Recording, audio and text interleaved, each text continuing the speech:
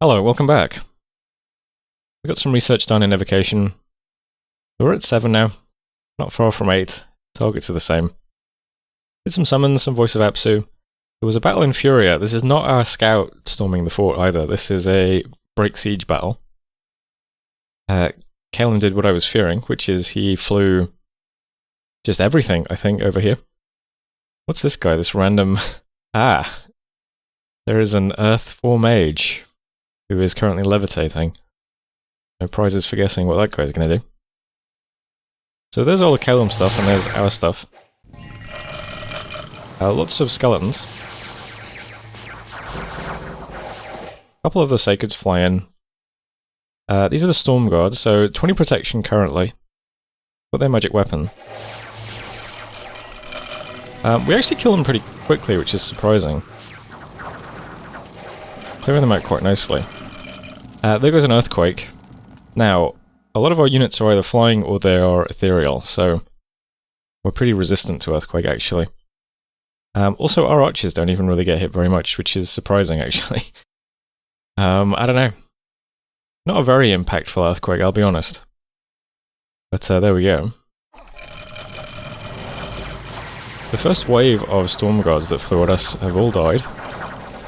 And the rest of these guys are getting chopped up pretty quickly. I'm going to point out that after I finished recording last turn, I changed some of the script slightly because I realized I had some spells in there that probably wouldn't have done much. We had like Earth Mages doing Blade Wind, which I just took out entirely because I didn't think we'd really do much damage with Blade Wind to these guys because of their protection. This big spell doing 1,000 points of damage to a square of units here is Bone Melter. So a lot of the Water Nature Mages are doing that instead, which I thought would be pretty good. And there's also lots of Acid Rain being dropped. And the Fire Mages are doing either Acid Rain or like Fireball and Flare and stuff, which probably isn't too bad. I do remember I took out Falling Frost entirely because, yeah, Falling Frost seemed like it would be really bad. As it turns out, Kalum also has a Bless that is... Are you Sacred? Oh, there's a Prophet, looks like. Yeah. So Kalum actually has a Cold Resistance Bless as well. So probably a pretty good idea to take out the Falling Frost. Also Magic Resistance, Penetration, and Chill Aura.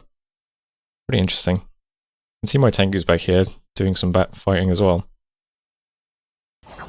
Also, our Water Allies are coming out as Ice Allies because it's Cold 3. Which is kind of cool. Literally. I do not think at any point... No, I don't think Kalum put up Arrow Fend. So it's possible they don't have that yet. I think that's enchantment though, and it... Well, I'm not sure actually. They've been using Seeking Arrow, and I think Seeking Arrow is enchantment, so... This line of units in the middle here are all mages, by the way. These are all, like, Arab Seraphs. So they're mostly D1 mages. There's quite a few Scullies being summoned on the battlefield. Also a lot of Frighten spam.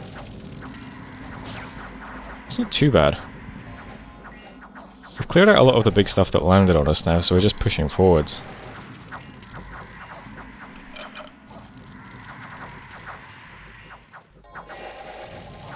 I believe I set a lot of my Ryujin to be on advance and cast spells as well, so... Like this guy's running forward to cast something. What are you going to cast? What's your name even? Yet another Wailing Child? That's a lot of Flaming Arrows. Oh, that is... Ice Strike. Did that do anything? Probably not.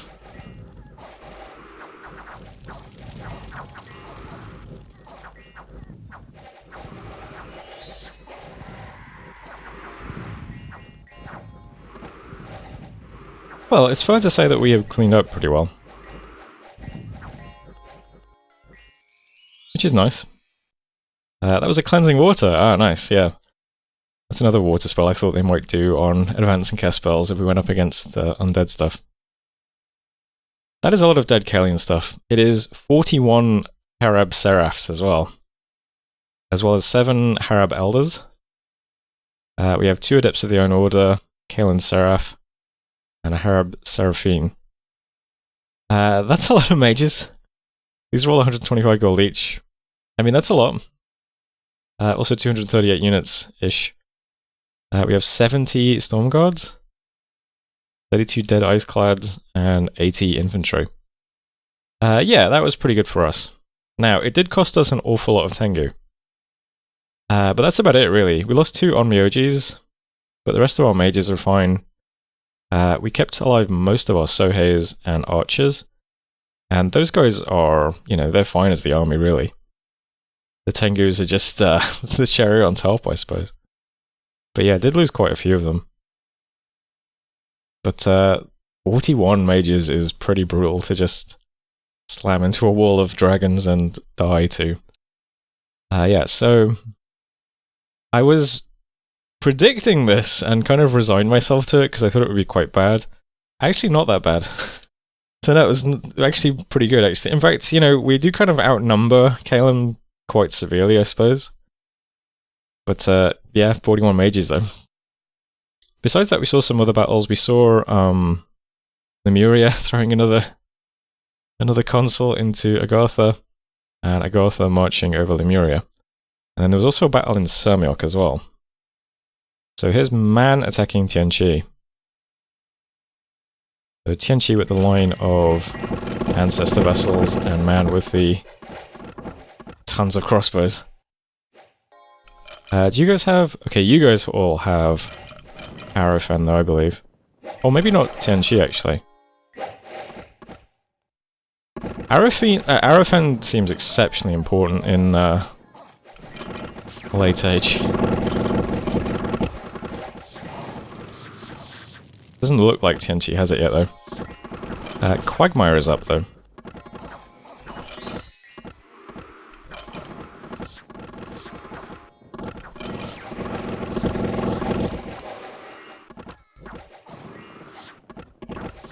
Yeah, very much a battle of projectiles right now.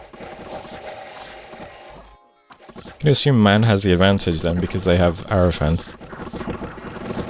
Looks like Tianqi is dropping some aerials, though.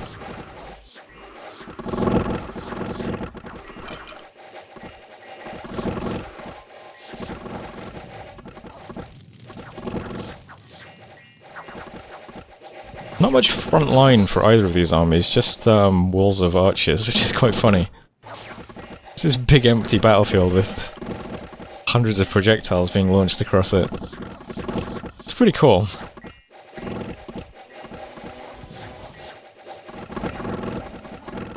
At some point somebody is going to run out of ammunition though. Yeah, these projectiles really just aren't doing anything to Man though.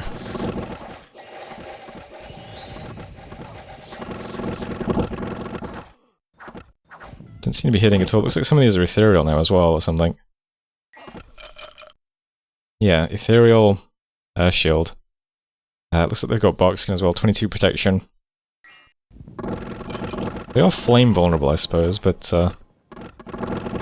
Right, now we've got Tianqi moving forwards.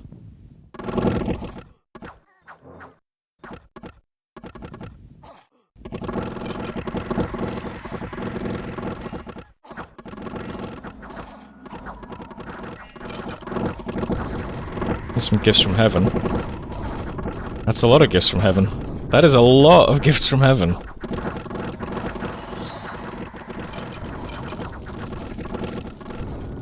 Well, that cleared out an awful lot of horses. And a dragon, apparently, so... There goes Tianqi's god. Crushed by a meteorite.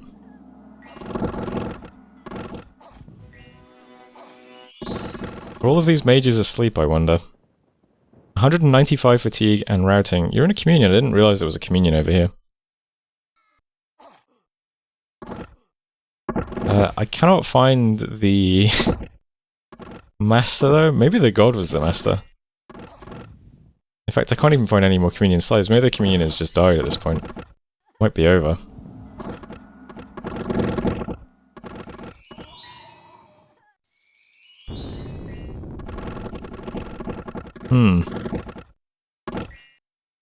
Are you guys in a communion? Yes. Small communion dropping lots of gifts from heaven's probably not super efficient. This battle is over though. There's Semyoc. This is an interesting result because both sides lost quite a few units. It's probably worse overall for Tianqi because it's so hard for them to replenish their units. But Man lost an awful lot of mages as well, which is surprising. They've lost 5 Shaman, 5 Sages, 3 Magister Arcanes, and 1 Magister. On the other hand, Tianqi also just lost his God, so... I don't know, that feels like a relatively even exchange were it not for the fact that Man is much bigger and more developed than Tianqi. In which case it's much worse for Tianqi, but you know what I mean. I think either way it's a good battle for us because it's nice that Man is actually losing stuff during these encounters. Because we don't want Man to just roll over Tianqi and get it all for free and have it cost them nothing, so... about as much as we could hope for there. Now, that's all the battles, however, keen-eyed viewers may have noticed this strange event here. Secret Santa successfully lured Akalian Seraph into the sea where he drowned. A while back we got this siren from an event. I've never used a seducer before, of this kind anyway. These are like what? Well, sirens. So apparently the way this works is you put them on a coast, and then you can use the lure command. Tries to lure an enemy commander by singing the most beautiful song. Only commanders of the opposite sex will be affected. And I guess if you're successful, it just kills you, which seems pretty strong. So we drowned a Akalian Seraph. Pretty funny. I'm going to just have her keep trying to do that, I suppose. I don't see any reason why not. I think if we get in a battle, maybe it'll be like an assassination and she can do some earlies, which might be useful. But yeah, we'll just keep trying to drown people from in Calum. I thought that was kind of funny. Events then, Silverfang's peasants speak of ill omens and strange creatures. Lots of death gems there. And Giant's Rest. Got a Mound King and some skeletons too. We lost a scout over in Man's territory. This is significant because we can see another Mank stack moving towards Tianqi. So 9 more Magister's Arcane, 7 more Shaman, 212 more Tower Guards. That is here. So I assume it's walking this way to help out over here. So yeah, Man can replenish their losses very quickly. And Fury has been breached. We unfortunately didn't stump with a scout because there was a break siege battle which caused him to retreat. However, I'm going to assume this fort is now empty since, you know, a lot of stuff just died here. So everyone's just going to storm it anyway.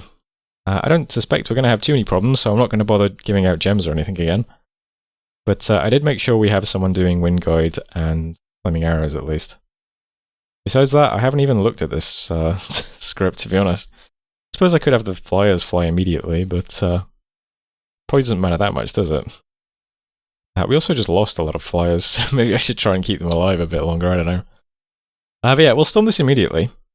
We should pick up the throne then. That's 3 pearls, Oasis is a water gem.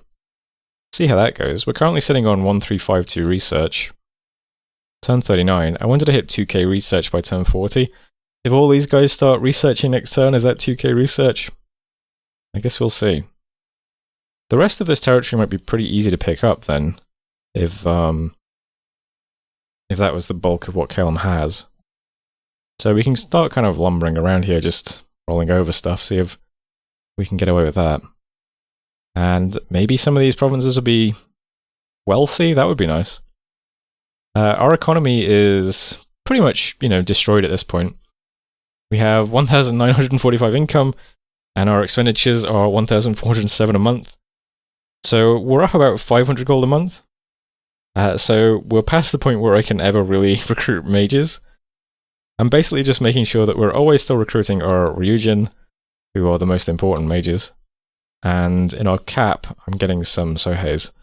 And that's it. That is all the recruitment we are doing in our nation now. We really need to transition over to a more gem-based economy, I think, and start summoning stuff.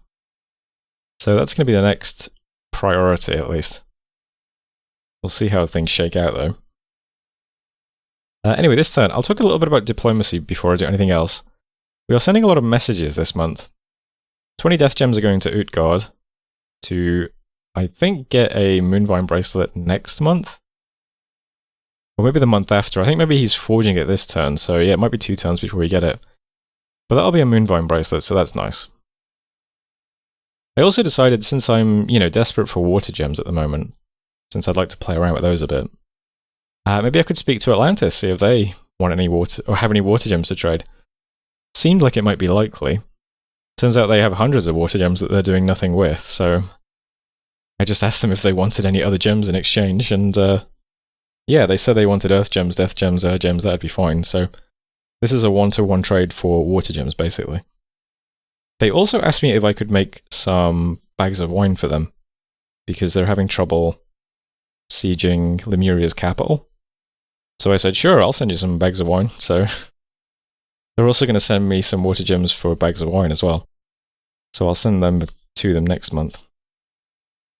I also sent gems to a godhood to buy a Skull of Fire for them, so hopefully we get that off them next month too. Although, why is this right on our border again? I don't understand. If we get attacked by a goth, that would be kind of annoying now. But hopefully they just saw our great victory in Inferior and get dissuaded from doing that a bit.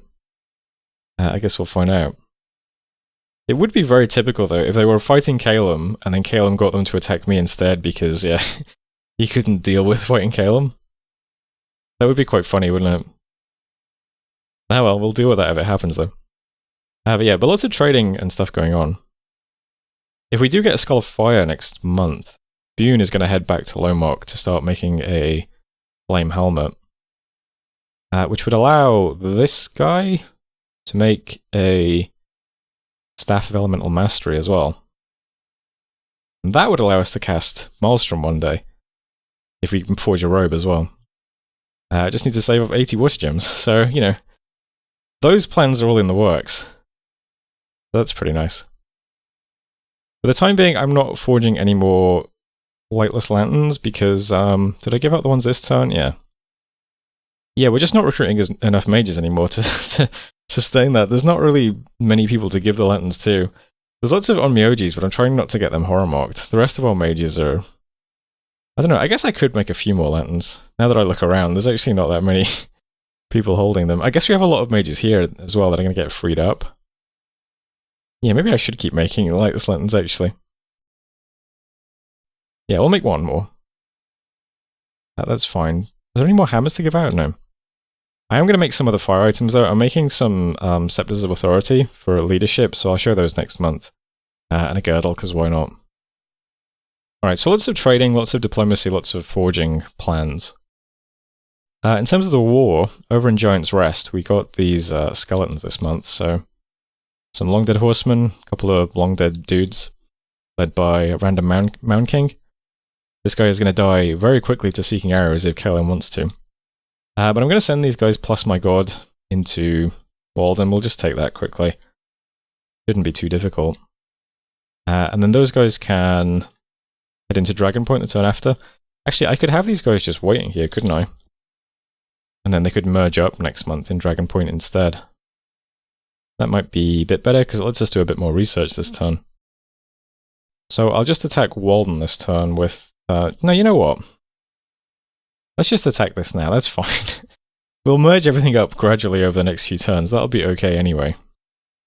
But yeah, we'll attack Walden with the skeletons and my god, and we'll attack this with... what have we got here? We've got some heavy infantry, some Ronin, some Sohis, some Kamis, some archers, some Tengu. Got some mages doing Moss Body, Wooden Warriors, and Iron Warriors. So lots of buffs, lots of, different units. They can just walk around taking some of this stuff, I think. We'll merge them up with the skeletons.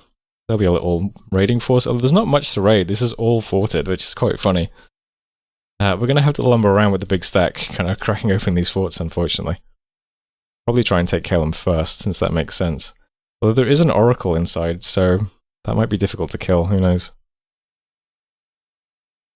But those are the war orders anyway.